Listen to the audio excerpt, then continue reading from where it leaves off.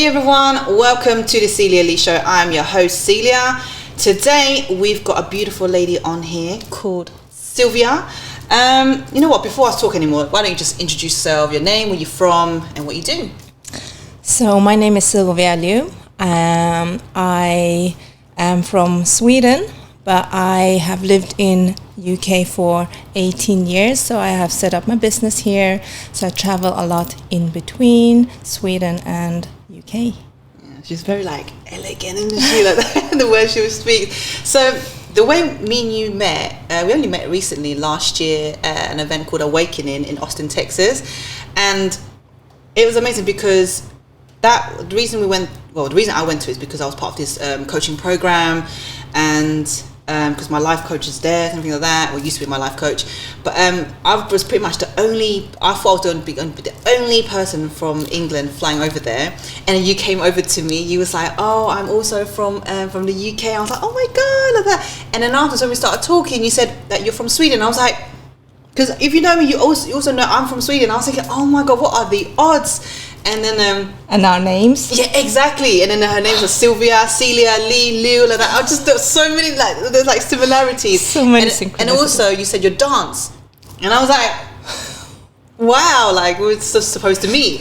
But so this is my younger self. Yeah, I wish that was like this. You said to me that you reminded of you, didn't you? Yeah.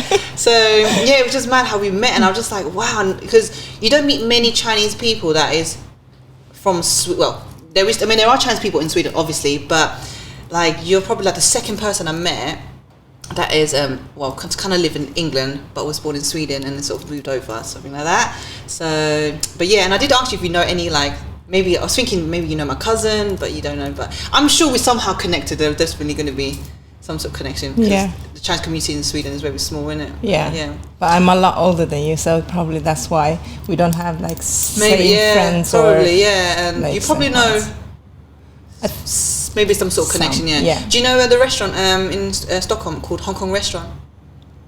Oh, you don't? Which one? Where is Hong it? Kong Restaurant it's called. No. Oh, okay. It's literally by the river. Okay. I don't know exactly location, but yeah, that's used to be our family business. Oh, really? Yeah. My granddad, when he first moved to, so it was my mum's dad who moved to Sweden, and he started the first. Apparently, I think he said he's the first Chinese restaurant in Stockholm. Oh wow! So then they ran it, and then after he retired, and my uncles were running it. Yeah. So yeah, and I think they did say if I'm not making this up, I'm so sure they said Jackie Chan went there one time, years ago. Members of ABBA are regulars, so it's a prestigious restaurant there. And do you know TVB? Oh yeah. Yeah, they went there to film it before. Wow. So my uncle was on TVB before. Cool. So yeah, talking about it. But anyway, so yeah, that's a little story about that story. But anyway, so I decided I wanted you to come on because at Awakening is a spiritual event, and haven't met many Chinese people that are spiritual. They're more religious but not spiritual, and it's basically we're attracting our own tribe. So I thought, you know what, I want you to come on and talk about your spiritual journey and maybe even your business or any challenges in life, basically. So yeah, so tell us about how did you start your spiritual journey? So I was born and raised in Sweden, and I was quite open to different religions because obviously in Sweden there's more Christianity, and then my family are Chinese, but they are born in India. A lot of them, I know. Wow. So I would say tradition and a lot of that I have very mixed. Yeah, I have very mixed with Chinese and Indian ways, but my family there was going to temples, but they was also going to churches. So we've been really open, and if you know Buddhism, we are actually very open for other religions. It's not our way is the only way. So I have been open, but I wasn't following anything specific. So me being in England, I was during Corona actually. Me and my family, I have 3 children, we decided to move to Sweden, back to home, and to give them, we just felt it was a good opportunity to go back there for me, but for them first time to learn a new language, new culture, and they were a little bit more relaxed when it comes to COVID and stuff. So we just took this opportunity, especially during Brexit was coming up. So what happened was that I realized that my life in England, or in general, was very robotic. I would wake up, breakfast, pack lunch, drop kids to school. I would work, food shopping, eat, watch TV and sleep. That was like my life. So also in Sweden, like we are out in nature more. Because I remember back in school when I was in Sweden, just in like a nursery playgroup, like they would take us to woods. Yeah. Literally, I remember that. Like they would take. I would tell people this. We remember in the summertime, especially, they would take us to the woods and literally just let us run free in the woods. And literally, the teacher would have like, is it called saft? Yeah, I remember that. Saft is the drink. Yeah, squash. And then I have like sandwiches for us, and literally let us run free in the woods. Here they'd be like, oh my god, like you were scared of us being kidnapped or whatever like that. But we would literally run free, and then the teacher would be like, okay, time for tea or whatever, and then we all run back, and then we were just so disciplined. And I always tell people like our PE would do. Winter was like ice skating or sledging, like we literally go to in the snow, skiing, and summertime, about not only going to the forest. The teacher, I remember, this is only obviously in nursery, they use a hose and like have water fight with us. I remember, so it's more relaxed. It's so much relaxed. I really felt my anxiety level from being here compared to being in Sweden. It's just changed, and it allowed me to go more inwards. But with, as you say, like in school, they don't punish you for being late. I remember the amount of time we have to go to reception. Why were you late? And then you make you go around the whole school because the gate is closed. Sweden there's no gates. Anyone can go, even me during the school time. Children can even play at the school. And it's so, because people are just not like that. I remember my school, I left when I was 7, so only been to year 1.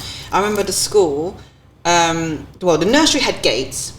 That's about it, but it was massive. The playground was massive. I remember we could run around. We have scooters, we have bikes on the playground, massive sliding swings. But anyway, when we went to year 1 now, the playground was actually open ground.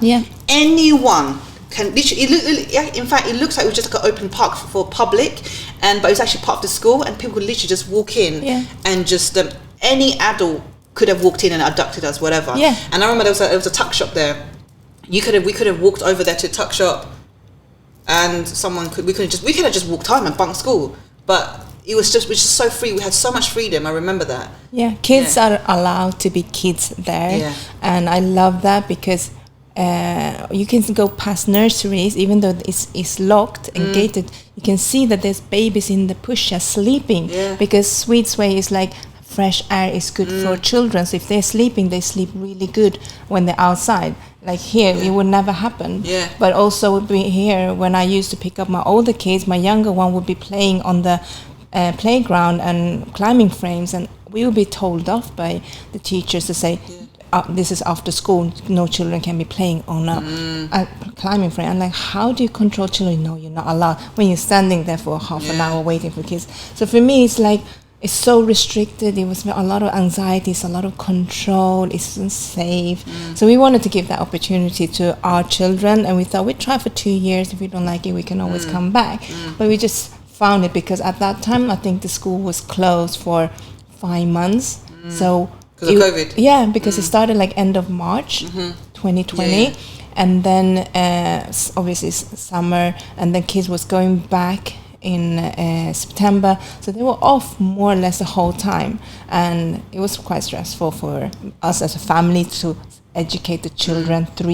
I have 3 children at home when you have your own business, so we just took the chance and went. And so back to how my awakening came was that I realized my life was very robotic. I was like, it was just like the things I had to do, and not really allowing me to do things that I want to do a bit.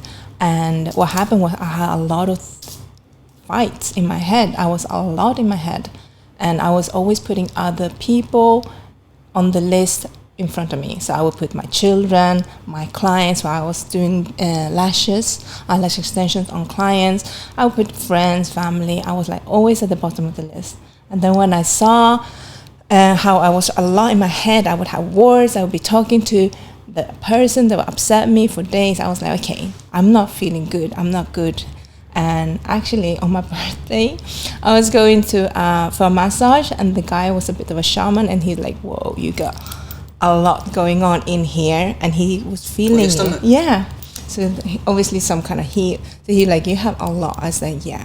And I was like, wow, for a person who doesn't know me, first time there, to say that, I was like, wow, okay. So that was the day that I just decided I am going to put myself top of the list, not the bottom. Because if you're not top of my own list, I won't be on any other one's list, right? So for me, that's when I started changing.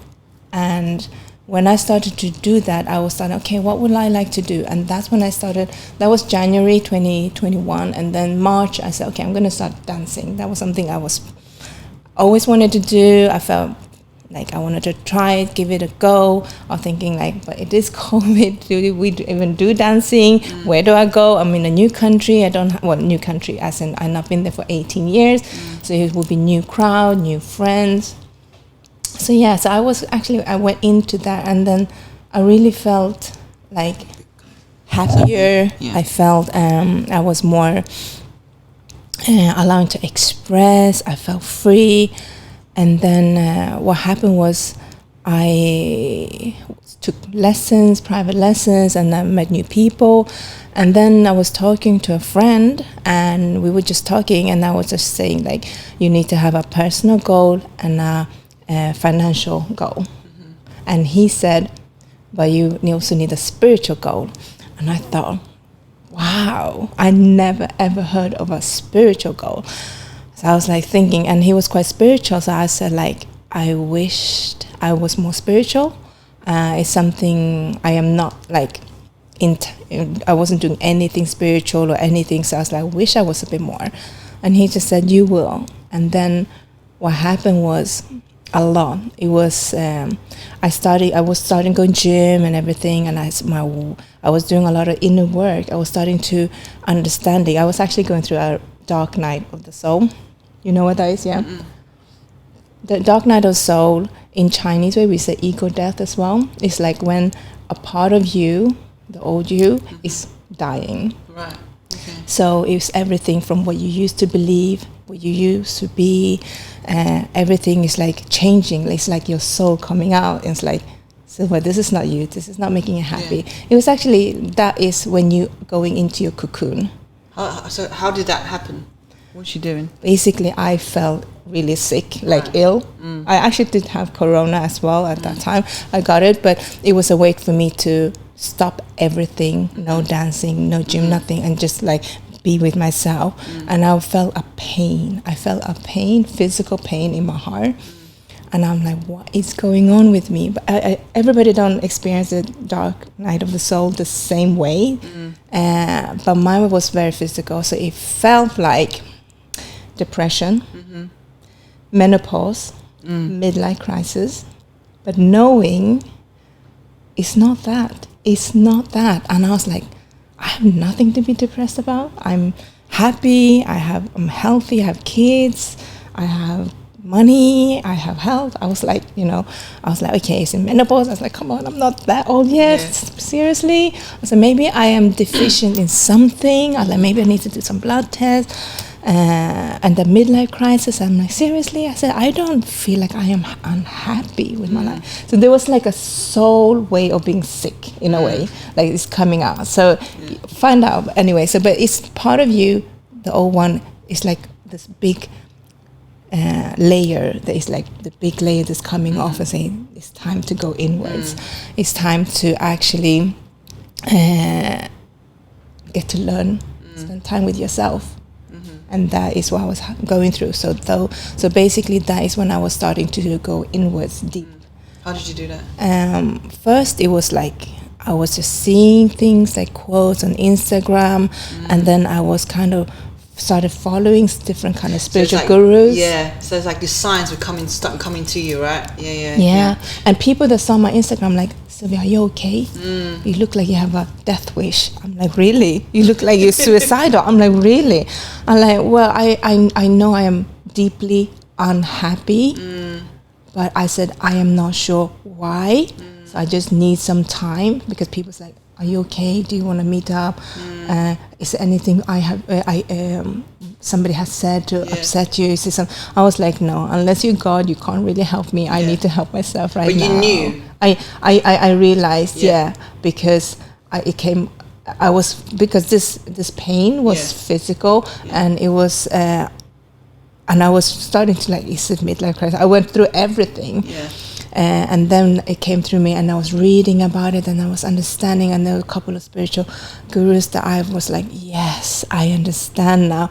And then I was like just going inwards, and what happened is it led me to going into forgiveness, which is meditations and stuff, and I did a lot of Ho'oponopono, and I was also, it came to my attention about generational curses. So I was kind of going for 2 months, 4 to 6 hours a day that I was spending on this, on myself, whether it's learning, whether it was healing, meditation, or journaling. It was deep. I was reading so much. I said to myself, this is really, really to a lot in a day. Most people wouldn't have 4 to 6 hours a day. But I said, I cannot stop. It was like such an accelerated rate that almost like this is what the universe wanted me to do. It knows that you can't just do 1 hour here, 1 hour there. No, because I always good at starting projects, but I'm not very good at like completing. So that's where I was in. So I basically took a break of everything, work, everything. I did go to gym, but I did a lot of inner work. And those 2 months was one of the most painful time ever. But I absolutely also would say it's the best time, because I never spent so much time with myself. And I was like, wow. And a lot of limiting beliefs, a lot of things just came off. I was actually looking the best I could physically. My confidence was different. I was just like a new person. So I could really feel the rebirth in a big time. That was like my biggest. I don't look how I used to look, and I am not the way I used to be. So so that is what happened. So it was started 2021 January, but then about August to October, that's when I did the deep healing, and it felt like that it was meant for that to happen like that. Wow. So it was quite recent, actually. It's really recent. It's really recent. But it was very intense. Now, I just remember you told me about something on the phone one time we were talking, and I wanted you to talk about it, and that is experiencing Kundalini. Oh no! You got to talk about it. So, for those who don't know what Kundalini is you know what, you explain it. It's more like, it's because you're more in tune with the Indian kind of culture, but basically it's like an energy, right? They say it's like a orgasm in your head, like a very spiritual thing. It's like this sexual energy that you got channel, and it's almost like you awaken your third eye and all of that. So basically you're connected to source, isn't it, right? Yeah. So I want to experience it. I really want to experience it. So you experience. Tell me, how did it happen, and where were you? I mean, to be honest, I would say everybody experiences differently. There are different kind of Kundalini activation processes when you kind of like getting out and you're coming up. You can do yoga as well, Kundalini yoga. Right? I want to learn that. I want to become an instructor for that. There is in a dance, there's Kundalini activation process called KAP. So there are lots of different ones, but I mean, I believe that is my Kundalini experience, because I was just very present. There was something happening in my body. Did you know what it was before? Have you ever heard of Kundalini before that? probably just in reading, but Really? never Okay. like put up label or stamp. But this is what it is. Just like read in it. But I mean, for me, it was when I was very much in present. I was actually dancing in Camden. Yeah, I remember telling me. Is it Gobeto? Yes. Yeah. Gobeto. And it was very, very interesting. So they had kizomba classes upstairs and salsa and bachata dances. I was upstairs and I just went downstairs, and I was gonna dance some bachata with, first time there actually. And I was just very, very present, and I was just dancing, and I was just feeling that there was an energy that was going from my root chakra to sacral to solar plexus. So only on my lower three, I didn't feel like that, but I felt there was an energy that was moving like a snake. Yeah, because the Kundalini is represented by the snake as well, isn't it? Yeah. So it was like moving, and at that time I felt really sexy. I felt really happy. I just felt there was, it was, for me, it was very like pleasurable, but it was strange as well, because I'm like, what is going on? And I have to say that when you are happy, with present, when you're glowing, when you feel good, when you're healing yourself, the inner glow and the you become so magnetic. Oh, yes. It's almost like without touching, you just become like sexually, and it can be good and it can be bad. You just have to be more make sure that you are controlling that when you're out like dancing and stuff like that. But so for me that was like a very like a nice feeling for me. And what happened to surroundings? Tell me about when that happened. What did you notice around you? No, but I just noticed like people looking at me, and I was dancing, and then somebody just said to me like, "Oh wow, you dance really well," and you just feel like the good feeling energetically. And funny enough, that I had a spiritual coach who was there as well, and I said, I'm not sure what is going on. I said, like, I can feel this movement, and she's like, oh wow. And she was then telling me like, you're probably having like your sexual energy is so high right now, and you becoming so magnetic, you're vibrating good.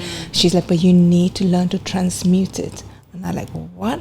And that was the first time I heard about transmuting your sexual energy. So then I've been reading a little bit about it. But so it was for me that must have been a Kundalini, to feel that it was moving. It was like teasing, in my body. Yeah. Look at you. I'm like, I want to feel it as well and experience it. But let me tell you about this one time, something similar. I don't know, could be Kundalini, I'm not sure. But it's so I went Awaken back in March. We did the breath work, and I think it was day 2. Because each time you do breath work, you set intention. So I think that day 2, I set intention saying abundance. Literally, the key word was just abundance. That was it. Anyway, so doing breath work now. So now I'm on this journey, this trip sort of thing. And then next thing, I felt literally the root chakra, which for those who don't know what it is, literally where tailbone is sort of like butthole basically. I'm telling you, I swear to God, I felt this energy. So I'm lying down here, by the way, like this. I felt this energy just pushing up. I don't know if I told you on the phone.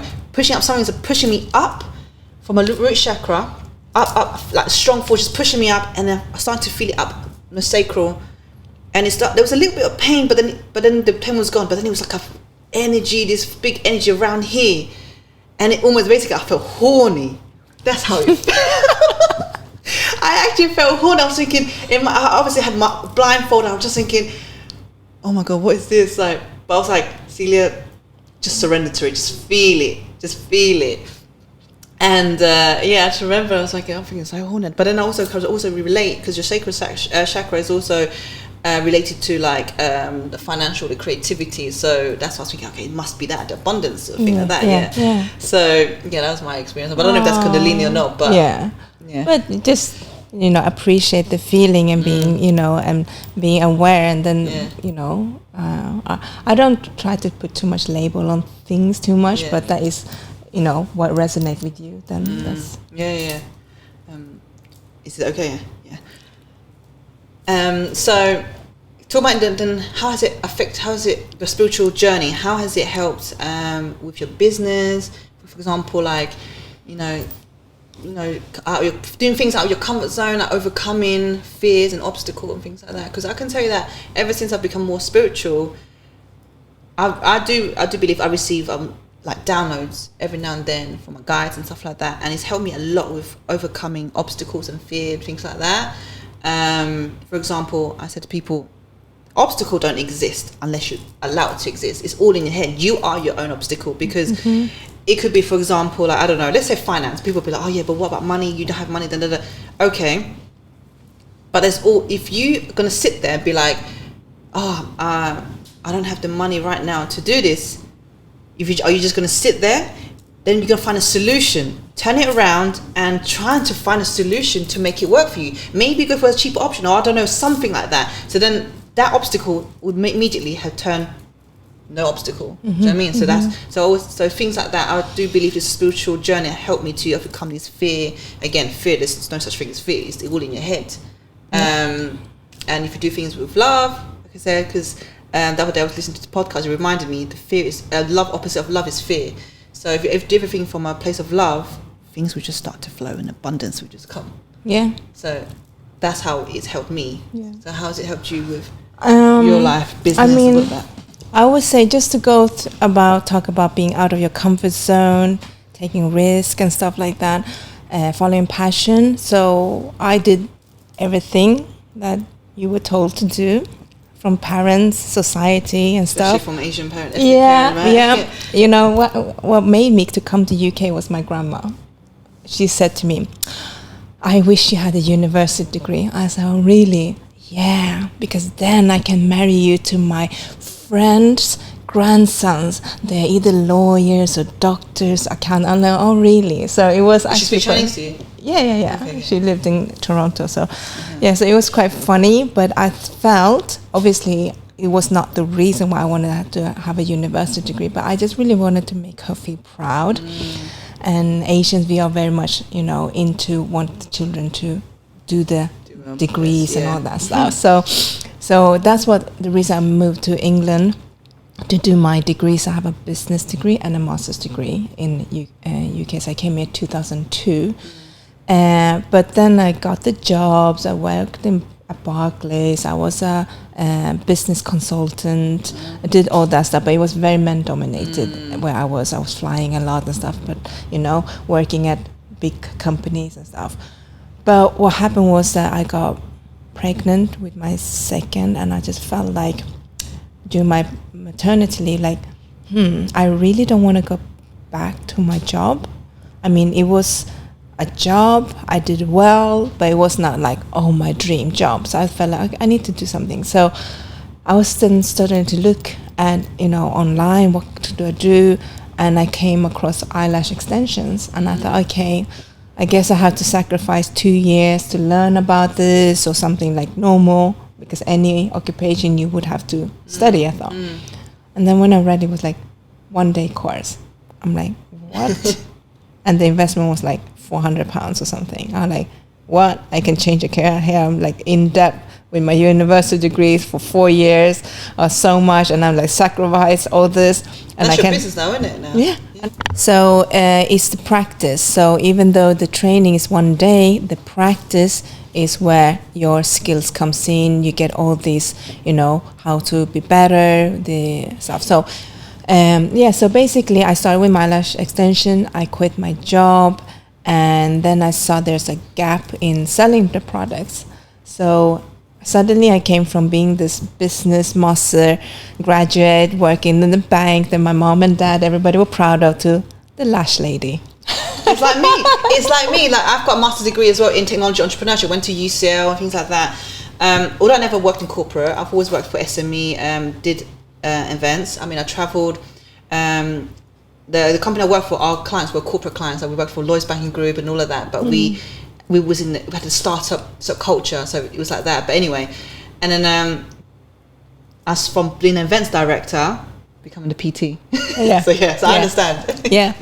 But, I follow my passion, because I used to say, like, before I actually quit my job, I was like, if I am not lashing, I'm reading about lashing. If I'm not reading about lashes, I'm dreaming about lashes. Wow. I literally said that because it was just I was so passionate about it. So I quit, took the risk, started working from home, thinking like, who would come to my house? And I need to work in a salon, all that stuff that you thought the right way to do. But word of mouth went, and then I started to sell products with my little savings. So this is my extra income. My lashes will be my main job. But little did I know, I got into an event. I was a speaker. I was networking with other people in the industry, and I had a lot of people buying from me. And then suddenly my business grew. So my products, my supplies was my main business, and me lashing became when I had time. So basically just... You're even a judge on lashing, I saw. Yeah, I judge lashing. I didn't even know you could have judges for doing lashes. Yeah, we travel and stuff like that. Yeah, so they have online, we have live, we even do lash lift, we even do men lashes. Yeah, exactly. But mainly competitions. It's not very often. Yeah. But yeah, there is so big now. I mean, Russia, they even have like proper decoration, the whole outfit and everything, and they are amazing. So so the industry has grown a lot. So it is me being out of my comfort zone of what I supposed to do is, I had studied, so I supposed to work in a corporate job or in the bank to make my parents proud. That's very well respected and stuff.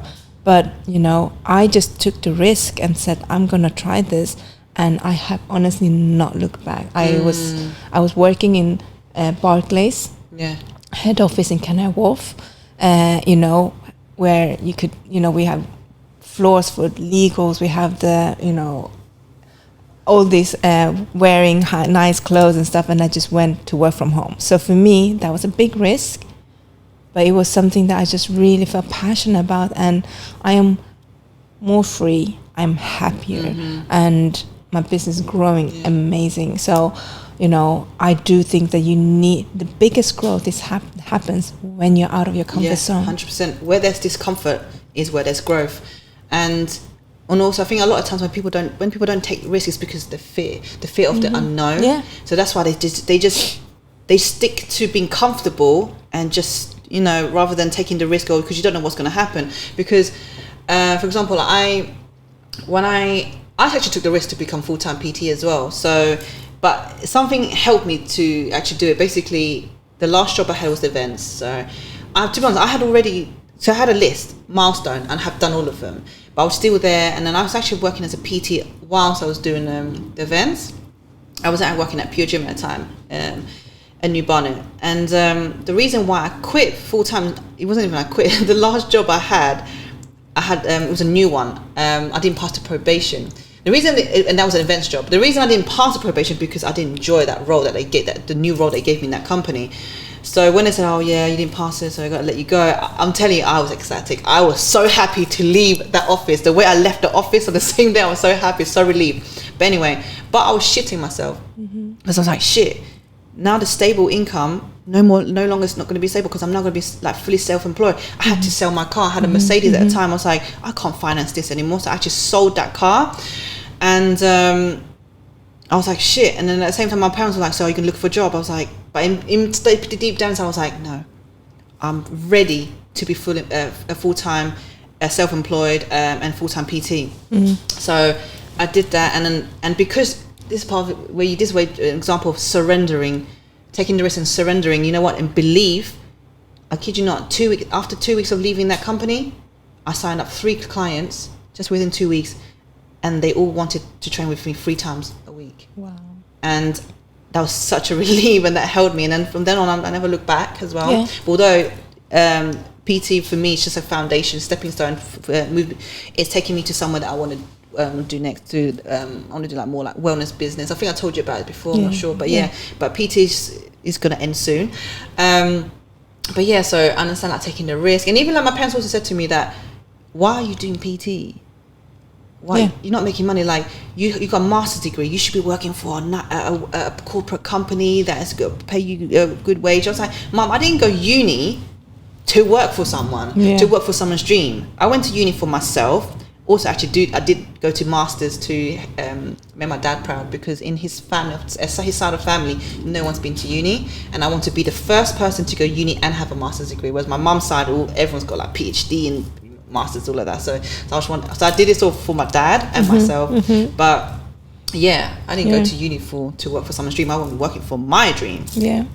See, when I grew up, besides parents, what they believe in Sweden is very socialist country, where you kind of like, you know, you don't want to be there or there. You're just kind of like in the middle, like, you know, so I was never ever thought I wanted to be an entrepreneur. Never. When I left Sweden in 2002, I was never thinking I'm going to be an entrepreneur. But, you know, you see, you learn, and I think thanks to being in UK, it really opened my eyes, like, wow, you know, there's so many people being entrepreneur, they're doing different things, they can be successful at, you know, but I was never thinking I want to be successful at this and this. I didn't even know eyelash extensions would be a passion. They was not even existing.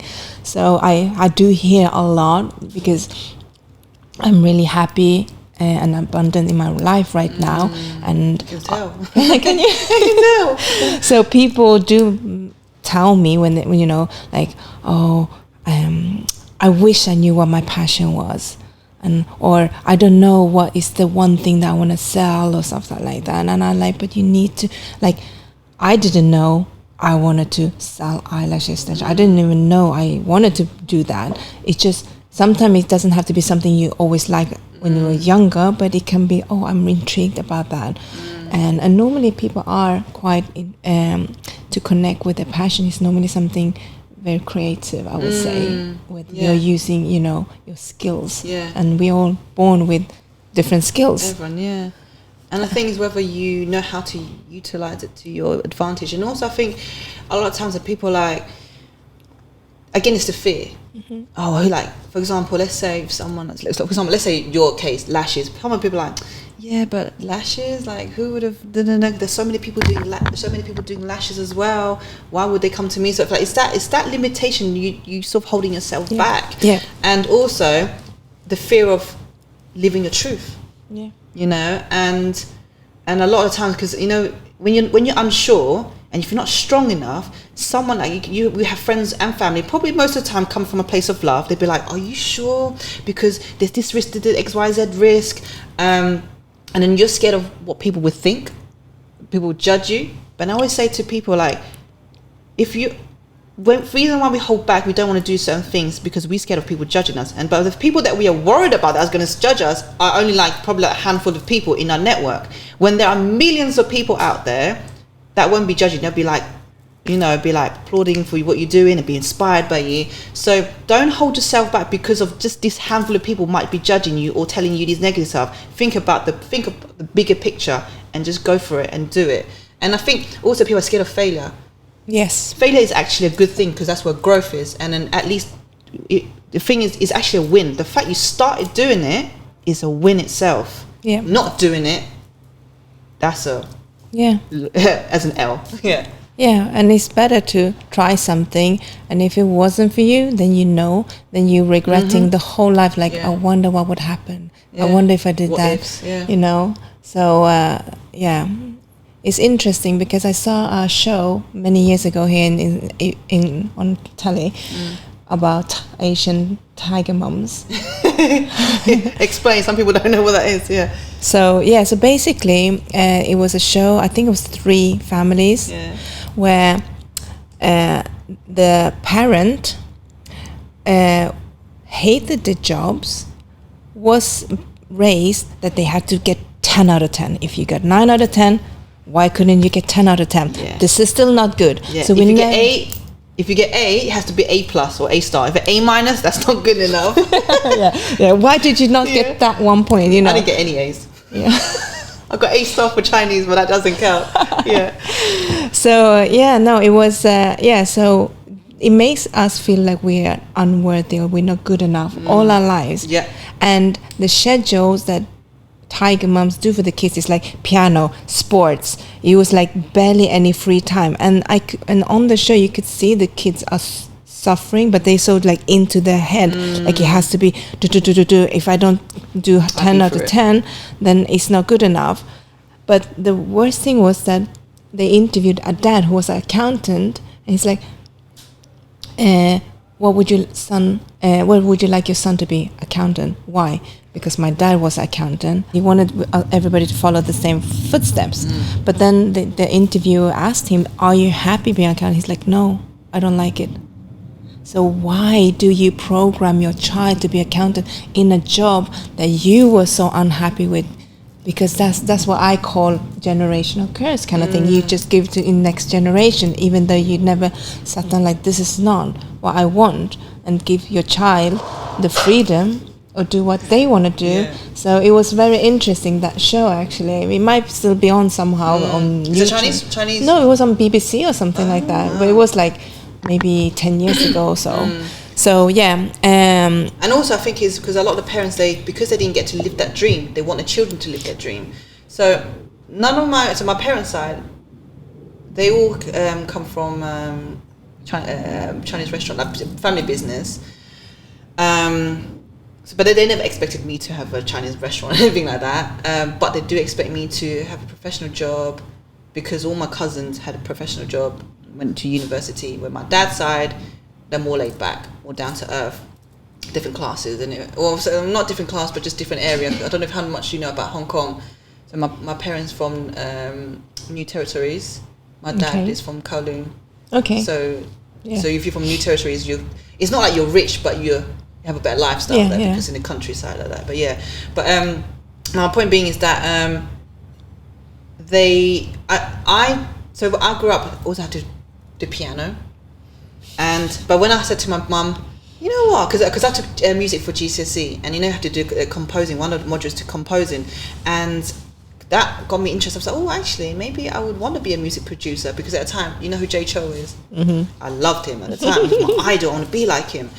And I was like, Mum, I would love to be a music producer. And she was like to me, you can't make money for being a music producer. That I was like, but look at Jay Cho. She goes, how many Jay Cho is there going to be? And I was thinking, yeah, maybe you're right like that. But the point I'm trying to make is that you want your children to have this so-called talent, be it grade A or this whatever, or the highest in piano or certain instrument. But then when they want to pursue that as a career, they don't want you to do that.